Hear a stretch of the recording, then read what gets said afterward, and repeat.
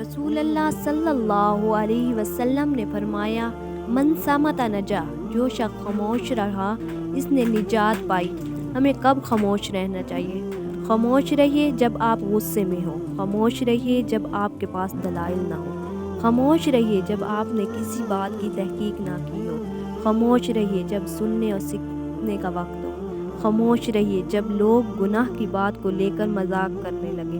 خاموش رہیے جب آپ کی باتوں کا غلط مفہوم لیا جانے لگے، خاموش رہیے جب دوسرے اپنے معاملات طے کر رہے ہوں، خاموش رہیے جب آپ کا بولنا کسی کی دوستی توڑنے کا سبب بننے لگے، خاموش رہیے جب آپ کسی پر تنقید کرنے لگے،